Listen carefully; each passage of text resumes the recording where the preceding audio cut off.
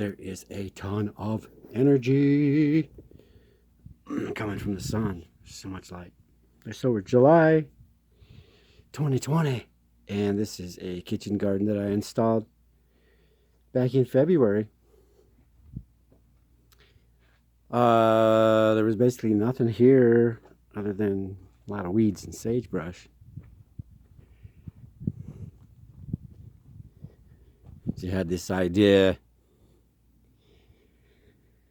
to, oh, look at this. It's a little something in there working that sunflower.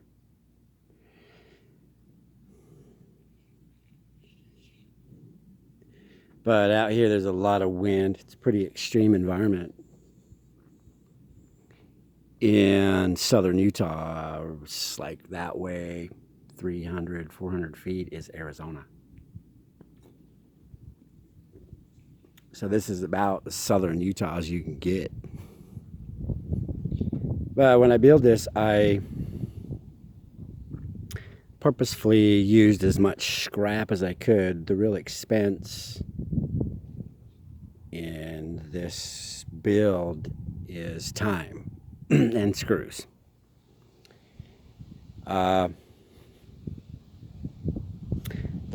bug netting is pretty cheap. The wire hoops is pretty cheap to hold up the row covers.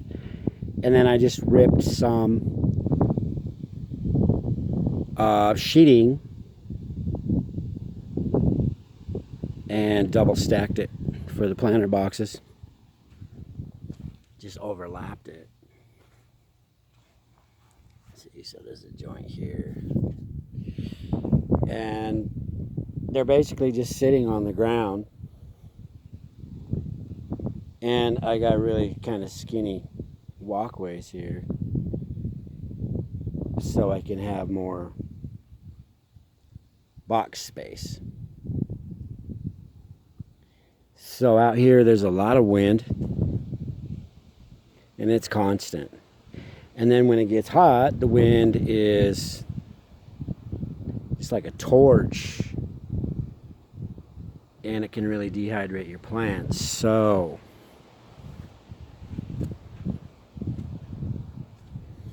this is a Butter Crunch lettuce going into seed mode.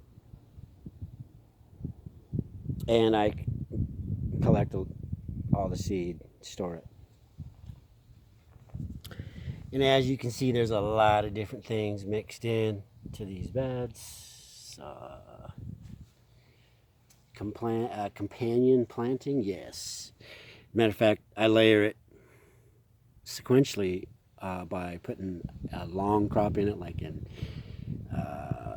80-day crop, and then the next crop I put on top of it is maybe a 45-day crop, and then the third crop is maybe an 18-day crop, like radishes or something. So they're sequentially layered and really tight stacked.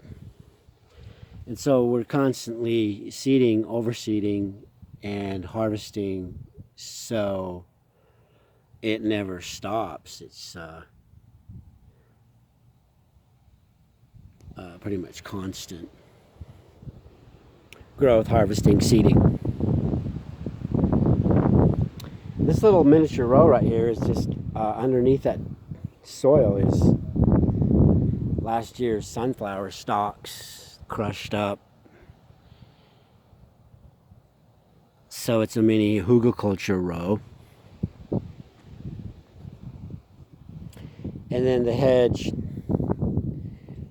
is up and doing its job. It's really slowing the wind down here through this little field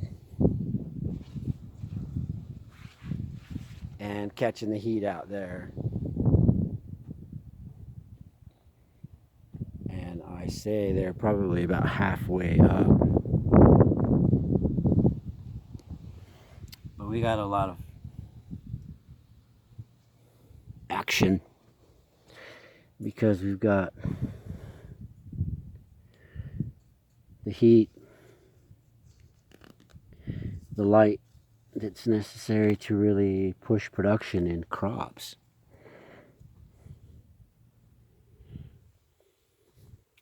Yeah, it's pretty intense. But this is just a field full of all kinds of squash and pumpkins and that kind of thing. We grow sugar pumpkins and make pies for Thanksgiving out of those.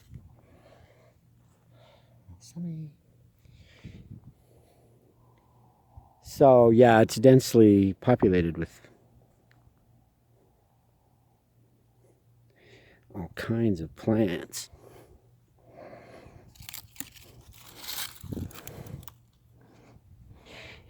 And by August, this will just be a jungle, literally. So when we're hungry in the house, it's kind of just a short trip to come out here and put together something that's really delicious. So that's the idea with the kitchen garden. And I build these all over the place for people. I think it took me like 2.5 weeks really to set this in, and then some subsequent seeding and finishing up a few things. But for well under $1,000, this whole thing was established and adds value on a daily basis.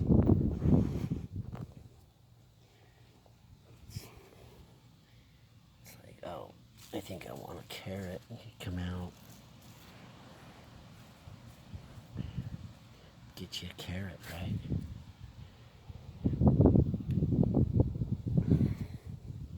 Tomatoes. Fennel. Look at that. Fennel. Straight neck.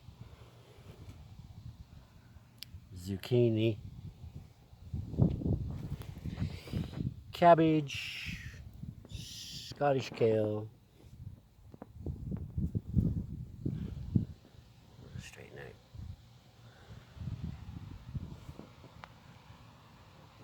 So.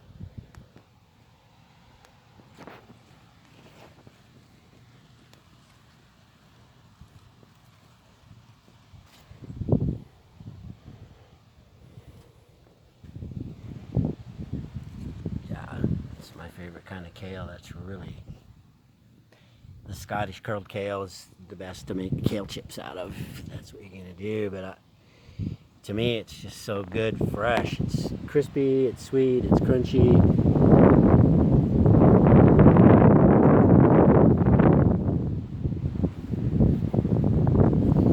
And it's very nutrient dense.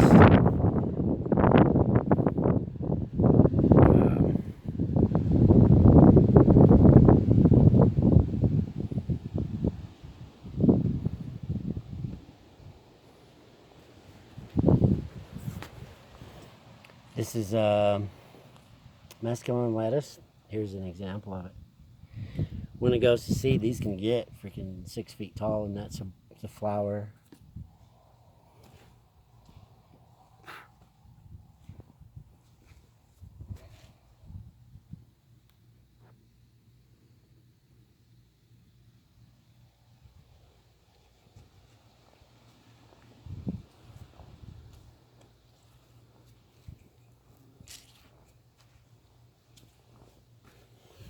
This is a beet plant putting on seed.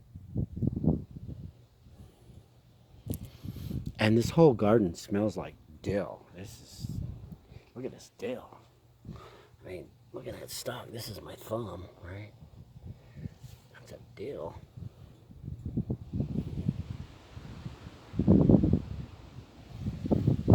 And of course, cilantro and seed, which is coriander.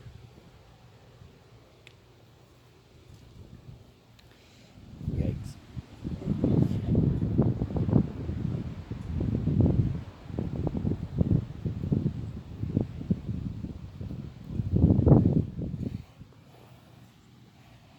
Here's the bulk of your lettuce, your salad. Romaine, baby romaine. This whole row used to be full of it, but it's been harvested out and overseeded.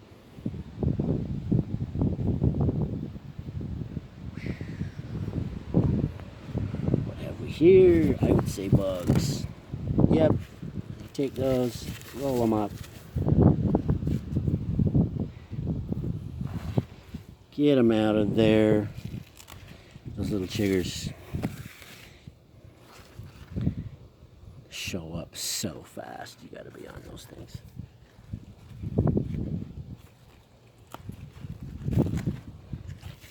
And I really haven't been present enough in this space because I'm just spread everywhere.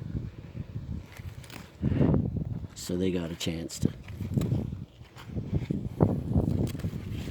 set up in there. Guys, out. Out, out, out, out. Out. Out of there. There's a ladybug in there trying to do something.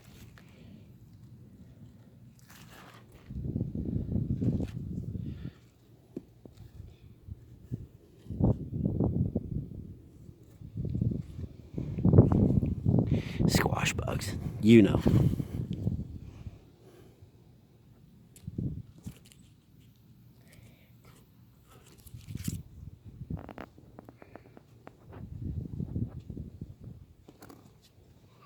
This is some chard.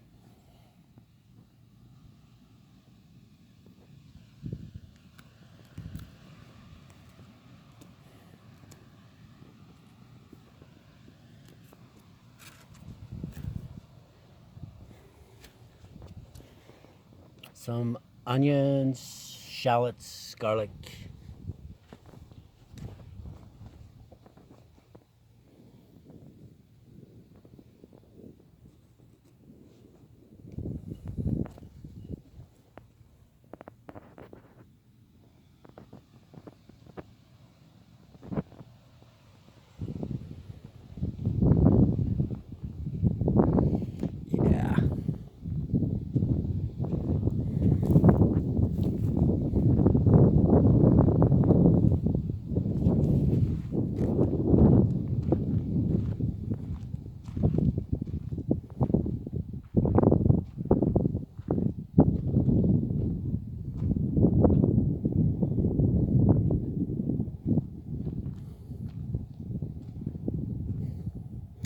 So this rock road really picks up a lot of heat, man. It's just like frying my feet.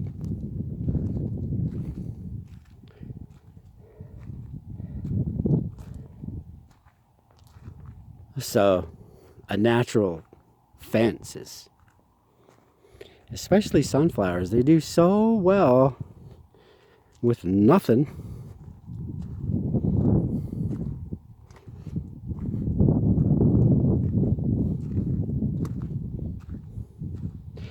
And then it's a great nitro fix to stick in your compost at the end of the season because it's just real bulky. And the oils in sunflower plants are amazingly complex and very medicinal for like soil healing.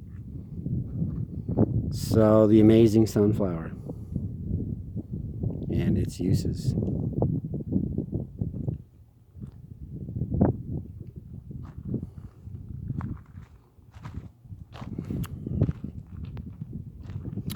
Thanks for hanging out for a minute.